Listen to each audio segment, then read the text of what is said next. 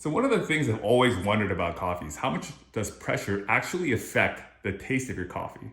And the problem with espresso is that pressure and grind size are highly correlated. You think you like high pressure, maybe you like fine grind size. You think you like low pressure, maybe you like coarser grinds. But until now, there's been no way to decouple that.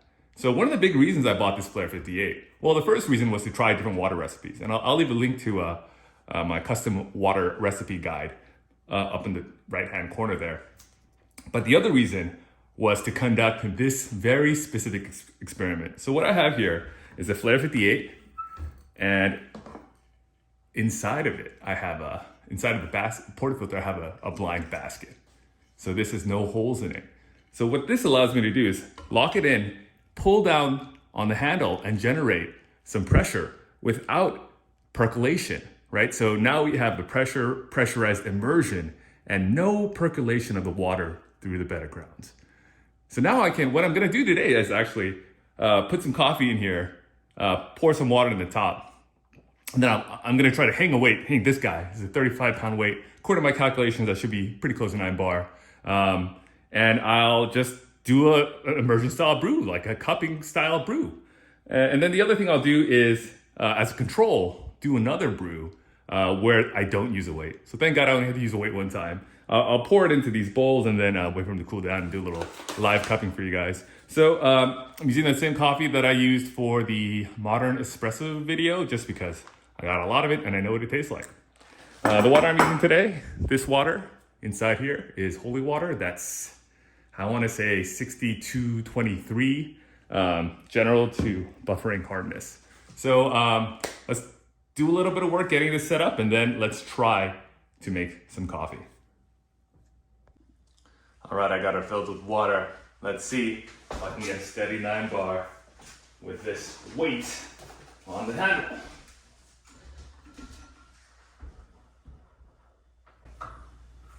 Oh, it's moving. It is 8.5 bars. That's pretty close, right? That's what the pressure is at the group. I think We're good to go. Okay, next thing to do, how much water fits in a Flair 58 with a blank basket? Let's get some water here.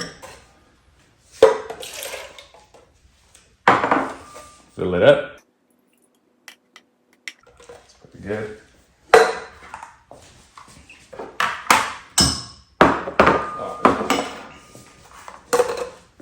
Pair of scale.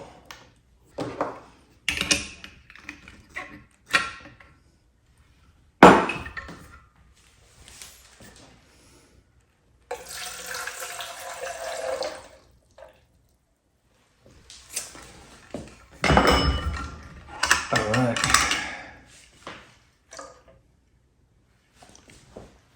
$128. All right, so I'm thinking about, let's try 1/16. It's about 7.5 grams of coffee. Let's go. All right, so I got this Flair preheated to 2 lights that should be around 90 Celsius.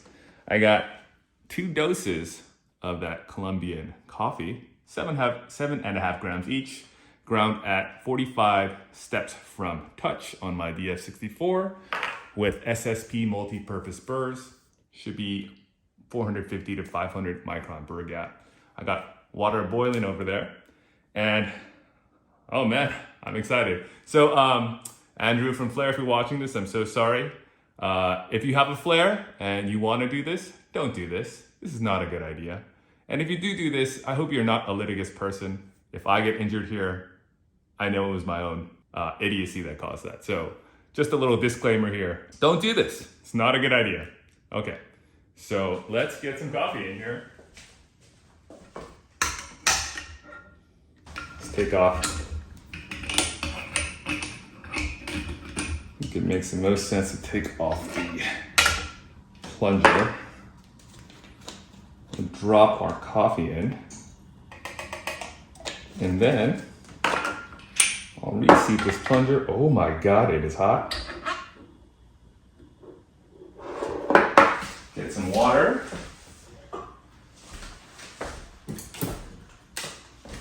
I'm just gonna fill it to the bottom of the plunger, maybe a little bit up to the line.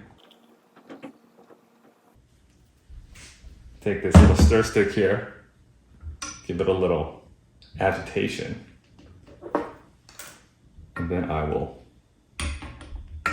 seat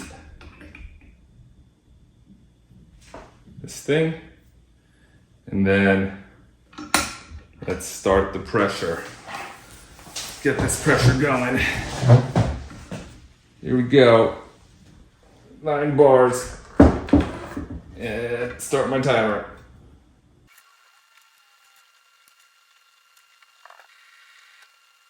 Longest 2 minutes of my life. Let's lift up this weight. Oh, huge burden lifted from that Flair 58. Pop this open here. Pull out this plunger carefully, very carefully.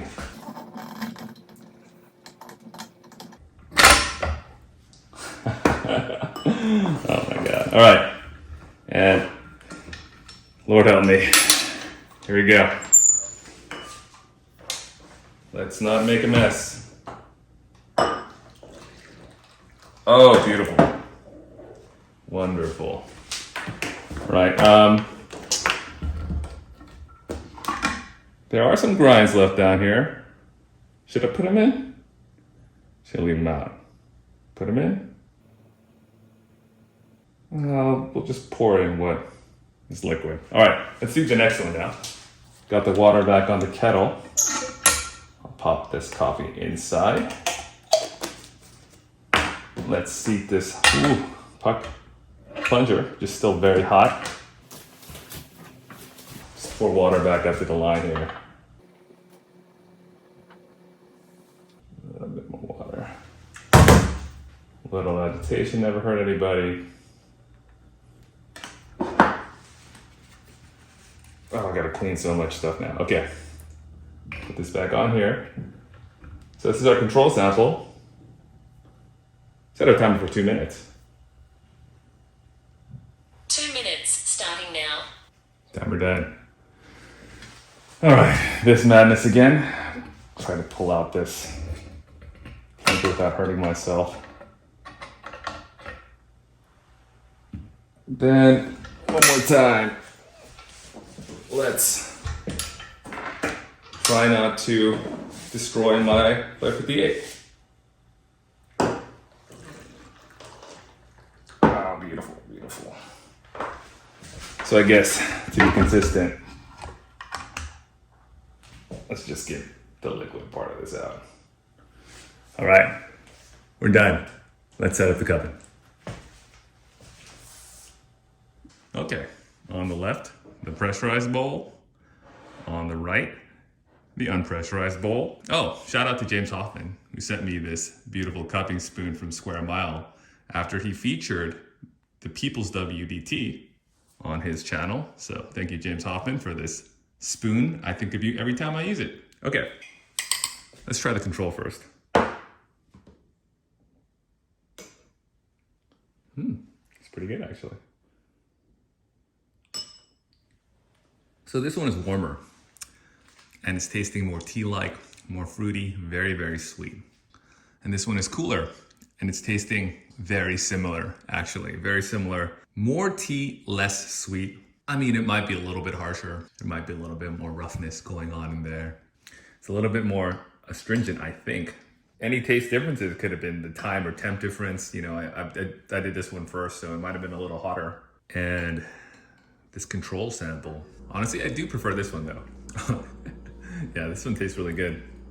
And this one, it's a little bit more bitter, just a little less sweet, a little bit more acidity, a little bit more darkness. So this one I think is a little bit less even. I don't know if it's because of the pressure, but it definitely doesn't taste as good as this one. This one's more astringent, a little bit more drying. And this one is just very sweet, smooth, very pleasant.